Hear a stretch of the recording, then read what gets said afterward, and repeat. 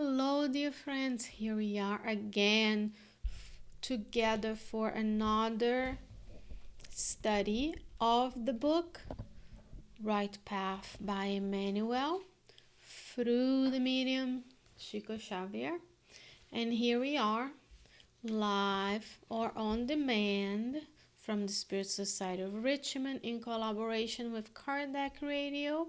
We have these teachings for you. And today we're going to study chapter 6 that is titled Before Peace. Isn't that a beautiful teachings for today?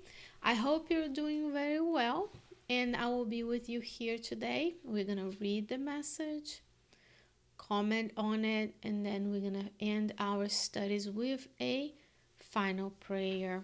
So I'm going to read to you the words of Emmanuel on the chapter titled Before Peace. He says, understanding patience in the light of the science of peace. Do not seek peace at a distance, since it resides in yourself. Peace, however, is based on the law of exchange that maintains the balance of the universe through the binomial giving and receiving. So peace that you may reap it. When it is not possible for you to provide the security of the environment filled with restlessness, visualize peace through word and thought. Facing people who are sick, silence topics capable of creating agitation, and offer them tranquility, making connections with themes capable of guaranteeing it. In the meantime, if tranquility is not given to you, send ideas of comfort and encouragement to the sick, endeavoring to protect their mental forces threatened by misrule. Encountering discord, remain with the truth and enlighten the path, also emitting thoughts of peace towards the brothers in contention. And if you speak, pronounce the edifying phrase that can extinguish the foci of disturbance or imbalance. Speaking with some less fortunate creature, however great the motives that make him or her unpleasant, recall the bonds of brotherhood that unite you fundamentally to one another. Also, seek to support him or her mentally, blessing their presence with silent messages of love and renewal. If you receive news about someone's afflictions and trials, address him thoughts of understanding and comfort that will favor their readjustments. Talking, calm those who listen to you. Writing, articulate images of optimism and confidence, serenity and joy. Remembering friends or enemies, send them wishes for success on the tasks and commitments they embrace. Whoever they are, help how and when you can, so that all communicate with you, remain in peace and joy. Every consciousness in the exalted creation of God is a nucleus of independent life in the imperishable life. Reflect on the importance of your own immortality and remember where you are, that your environment's peace invariably begins with you. We take a deep breath and then we take peace in and tranquility. So this is and how to be peaceful and how to bring peace to humanity. So he's saying here, do not seek peace at a distance, since it resides in yourself. First question of the day, do you feel peaceful?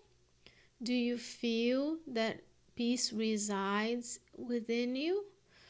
It's at times when life is difficult, sometimes it may be hard for us to visualize that life, that peace resides within us, because we're always agitated, doing and thinking and going from A to B and working in family, community. And then what we have is this sense of agitation. But he said, no, no, no, peace is not out there. Peace is within, residing in yourself. So feel peaceful. Visualize tranquility and peace. See yourself as a peacemaker. Blessed are the peacemakers, right?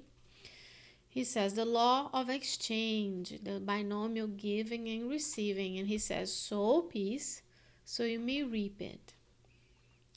That's almost a commandment, right? Sow peace so you may reap it. But because he's a higher spirit, he's a loving and kind spirit that is giving these teachings to us, he doesn't just say, go sow peace. He actually tells us how. He says, when you're not able to provide the security of the environment and the environment is filled with restlessness, visualize peace through word and thought. So it's not just about being silent, it's about your mental life. So he says, visualize peace through word and thought. Let's say today you go somewhere and someone is angry or upset and they're having an argument. You may not be able to go in and provide safety and tranquility, but you can visualize them making amends. You can breathe in, breathe out. In humans, we have mirror neurons. As a scientist, a neuroscientist, I can tell you. That means whatever you're seeing, you can copy it. You usually are mirroring the behaviors of others. So you can model visualizing peace. You can take deep breath out. You can modulate your voice. You can, if you can, ask kindly. Visualize them. Visualize the mentors coming to the room, soothing vibrations of peace and love all over. At first you'll feel strange, but with time you're going to understand, as Emmanuel says in the book Thought and Life, thought is life. We are under the command of our will. We can willfully be loving and kind and peaceful. He says, if you are facing someone who is sick, silence topics capable of creating agitation. So if someone tells you they're sick, they're not feeling well, instead of feeding it, instead of remembering that time when you had something similar occur to you, avoid those topics. He says, offer them tranquility, making connections with themes capable of guaranteeing it. So instead of feeding the fire, you quench the fire and you bring topics that will guarantee that tranquility. Isn't that a beautiful way of giving us tools and tips? No wonder the book is titled Right Path, right? Because we need to find the right path towards God. He says, when you encounter discord, remain with the truth and enlighten the path, but also emitting thoughts of peace towards our brothers in contentions.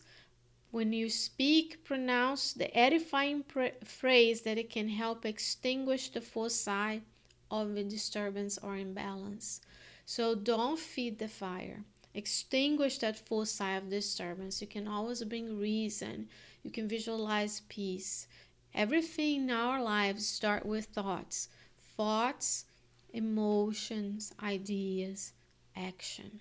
So before reacting, take a deep breath. Allow the cells of your body to receive that oxygen. Think good things. Visualize peace everywhere you go.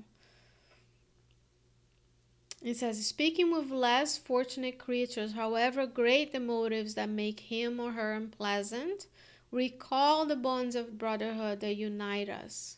So fundamentally, you and I are children of God. By definition, we have one father or one mother. Therefore, we are brothers and sisters in humanity. No matter where we live, no matter what language we speak, no matter what religion we believe, no matter the actions we take, you and I are brothers and sisters. And he's saying, recall the bonds of brotherhood. The differences between us is what makes our life vibrant. God made things different. Look around you, look at nature. Even within an organism, there's nothing that is alike. Even within a tree, there are no two leaves that are the same. The flowers, the animals, the birds, diversity is everywhere. And that's what makes our lives richer. But ultimately, we are children of God. We are immortal spirits that are leaving this physical existence to progress. And we are in this together. We are on earth together. He says, seek to support him or her mentally, blessing their presence with silent messages of love and renewal. He's telling us here, think peace, visualize peace, think words of peace, express words of peace. But sometimes silent message is what we need. Sometimes we need to stop talking, blah, blah, blah, blah, and listening to people. You don't have to talk all the time. Silence is okay. He says, silent message of love and renewal. Task number 1. Today, as you go through your day, we broadcast this on Tuesdays at 8 a.m. Eastern Standard Time. Go spreading silent messages of love and renewal. If you're able to express love and renewal and peace, fine. But let's say, for example, as you brush your teeth, send messages of love and peace to your family members. You're driving, visualize peace, love, and send those messages of love. You are a child of God. You are here to progress. May your day be bright. Instead of just talking, take a day of silence. Take a day where you reduce your need to speak and you send these silent messages of love and renewal. And do you know where you can see the examples of these? In the book Jesus in the Home. In the book Jesus in the Home, you're going to see that Jesus led the studies in Simon Peter's house, and there's a lot of pauses. There's silence. There's Jesus listening to people. Imagine if you had Jesus Christ in front of you and he's listening to you, and the disciples are like blah, blah, blah, blah. Sometimes they argue, sometimes they fight, and Jesus is probably just sending those messages of love, like smiling with his eyes, kind eyes, lucid eyes. There's a lot of that we still need to master in terms of our body language that allow us to be fully complete. So if you receive news of someone's afflictions and trials, address him or her with thoughts of understanding and comfort. So today we may hear something or learn about someone we know that is undergoing difficulties. So Emmanuel is saying here, address him thoughts of understanding. So we already have peace living, residing within ourselves, visualizing peace through word and thought. We can send ideas of comfort and encouragement to the sick. We can pronounce edifying words. We can bless people with silent messages of love. Now we have thoughts of understanding and comfort. And here more tips. When talking, calm those who listen to you. Don't make matters worse. Writing, articulate images of optimism, confidence, serenity, and joy. So I'm going to stop here to make a comment. Today when you write on your Twitter account, on your Instagram account, on your Facebook account, or if you post to YouTube or whatever, Twitch, whatever the new thing is, because you may be watching this 5 years and you don't know what I'm talking about anymore. But in whatever you are, whatever social media, whatever means of communication you have, use it for the good.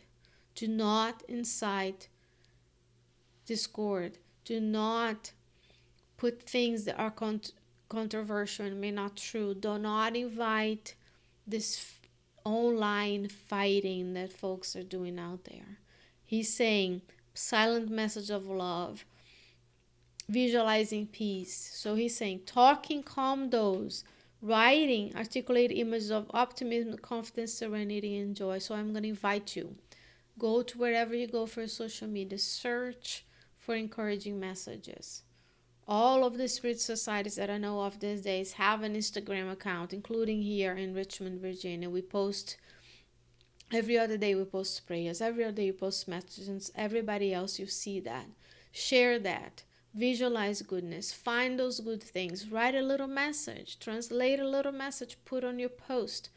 Give citation, author. You might be helping someone for that visualization of peace. Share this study so someone out there can be helped. It's not about us. It's about helping everybody, recalling the bonds of brotherhood. But we cannot use the means of communications we have today to sow discord anymore. In the times of transition of the planet, we have to be mindful that we are an instrument. We are co-creating with God. What co-creation do you want to do?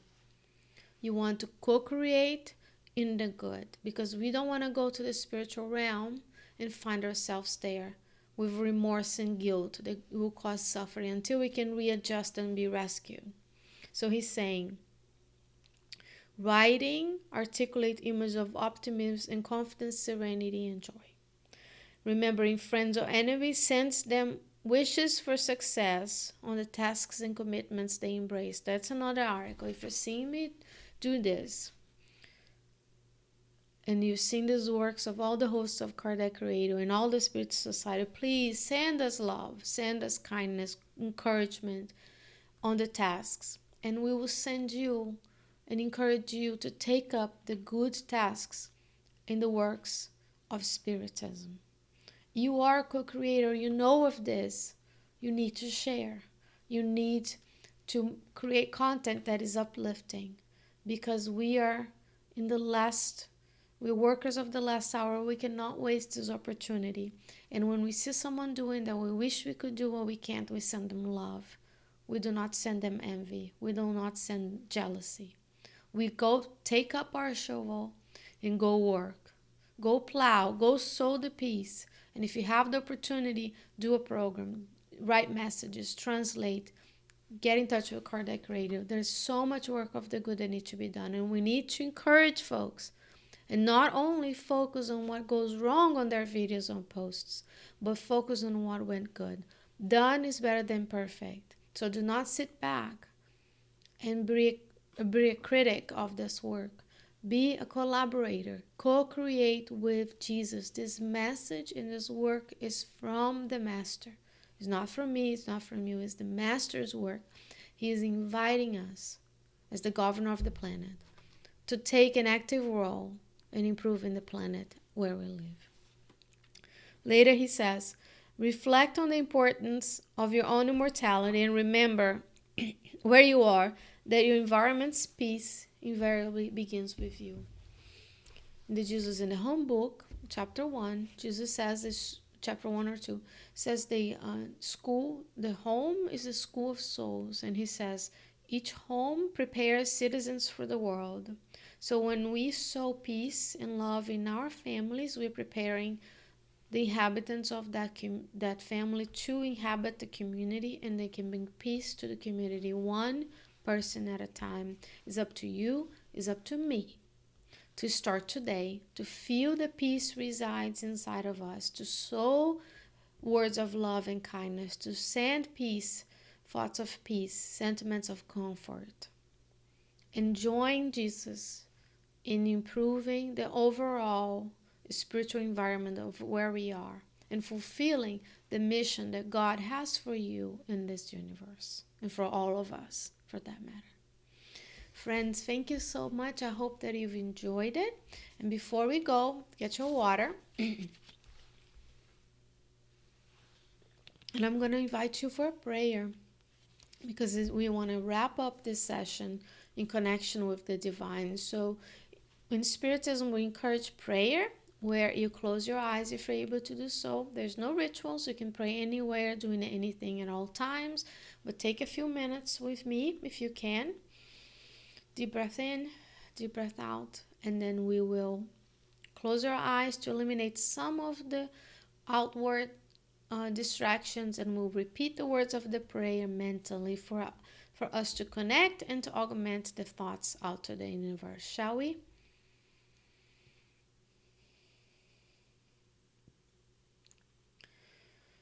Dear Mother, Father God, thank you for the teachings we received today.